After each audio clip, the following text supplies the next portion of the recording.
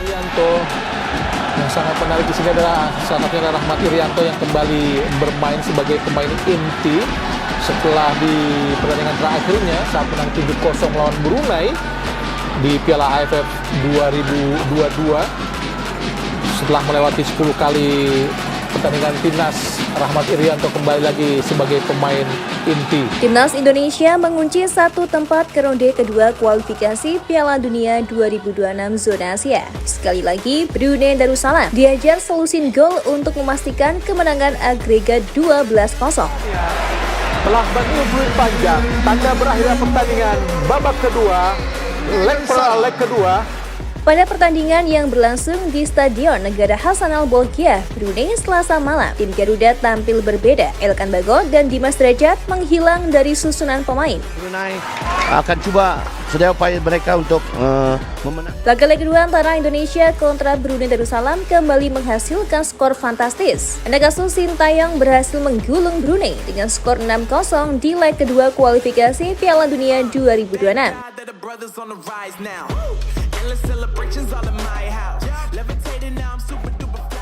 Pasukan Sintayong menggunakan beberapa pemain lapis kedua untuk menghadapi pasukan Mario Reva. Namun, beberapa pemain penting juga masih mengisi line up timnas Indonesia. Dengan bebas di sebelah kiri pertahanan kita. Itulah dia apabila pemain-pemain daripada kita terleka menyangka Sandy Walsh dalam keadaan offside, tetapi membuat lorongan mudah dan disurahkan oleh pemain. Salah satu pemain yang menghiasi line up kali ini adalah Sandy Walsh dan Sain Petinama. Dua pemain belakang naturalisasi ditampil sejak menit awal. Timnas Indonesia kembali mendominasi di leg kedua ini. Berdasarkan data lapang bola, Fahrudin Arianto dan kawan-kawan memiliki penguasaan bola hingga 80%. Angka ini sedikit menurun ketimbang leg pertama lalu. Saat itu, Timnas Indonesia berhasil menguasai permainan hingga 85%, yang merupakan angka tertinggi sejak tangani pelatih Sintayong. Tadi dengan kaki kanannya sebuah pelanggaran. coba langsung kepada Yazid, tapi dilanggar oleh Sandy Walsh. Nampaknya Apakah kartu kuning didapat oleh Ahmad Faisal? dengan tandukan ke belakang kepala ya. Meski bermain di kandang tim lawan, skuad asuhan Sintayong tetap mendapatkan kawalan meriah dari para supporter yang hadir.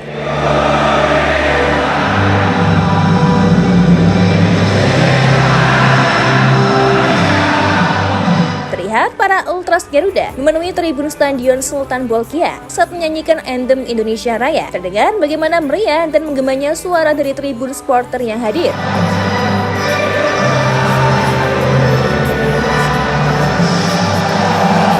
Kehadiran ribuan fans Merah Putih ini membuat beberapa pemain timnas terkejut dengan loyalitas dan totalitas para supporter.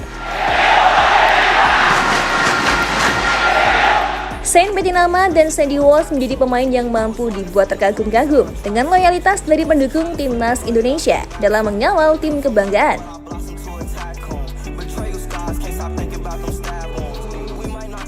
Meski harus away ke luar negeri, para supporter terlihat masih mendominasi kehadiran di Stadion Sultan Bolkiah. Kehadiran fans tuan rumah mampu diimbangi oleh fans Merah Putih.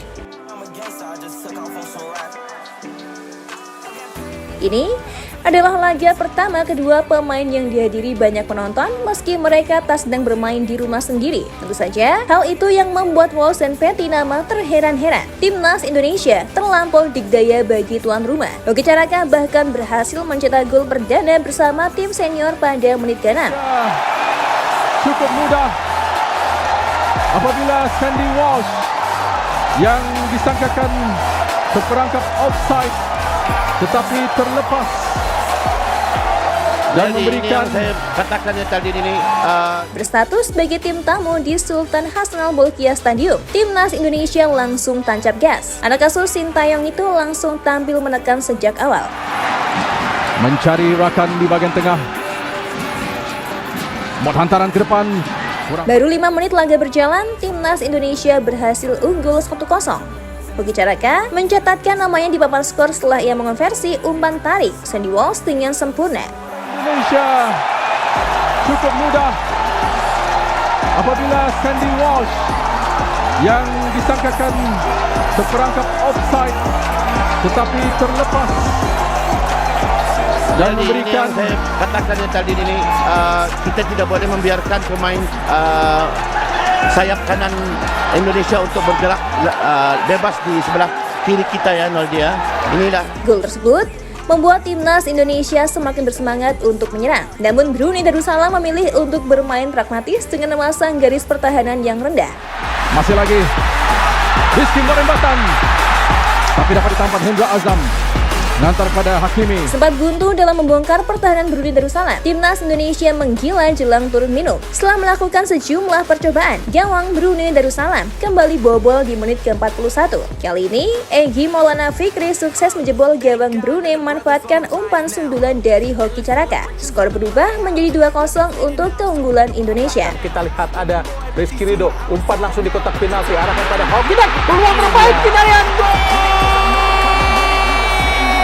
Egy Maulana Fikri membayar kesalahannya. 2 menit berselang, Hoki Caraka sukses mencetak gol keduanya di laga ini setelah ia berhasil mengoyak gawang Brunei Darussalam dengan golnya. Skor 3-0 menutup jalannya pertandingan di babak pertama. Ke kanan, oh kontrol yang baik dari Sandi. Wow, ada Egy lagi di tengah sini dan gol! Hoki Caraka, alhamdulillah. Proses gol yang sangat. Memasuki babak kedua, timnas Indonesia tak menurunkan tempo serangan mereka. Baru 1 menit laga berjalan, wasit menunjuk titik putih setelah Witan Sulaiman dilanggar di kotak terlarang Brunei Darussalam. Egy Maulana Fikri kotak penalti, umpan yang sangat baik Witan Sulaiman pelanggaran dan kotak penalti. Pemain Persija itu menjadi eksekutor penalti tersebut dan ia berhasil menuntaskan tugasnya dengan baik sehingga Indonesia unggul 4-0 atas Brunei Darussalam. Kuat kita lihat dan lakukan sudah masuk pemirsa.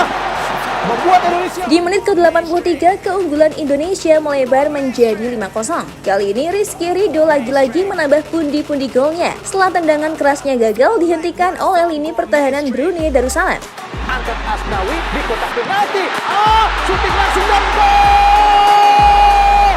Rizky Ridho 5-0 Indonesia. Gol kedua.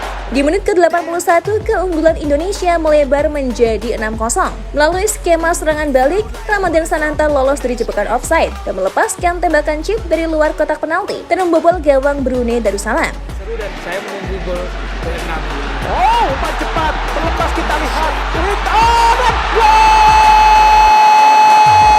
Ramadan Sananta. Di 10 menit terakhir pertandingan, konsentrasi Indonesia sedikit menurun. Alhasil Brunei Darussalam beberapa kali melepaskan serangan balik. Namun beruntung, tak ada peluang mereka yang berbuah gol.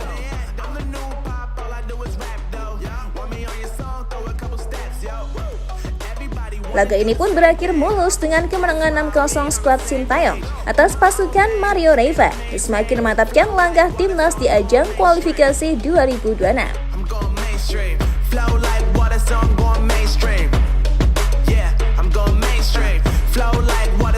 Dan wasit Ahmad Faisal Al-Ali dari Jordania telah meniup panjang tanda berakhirnya pertandingan babak kedua.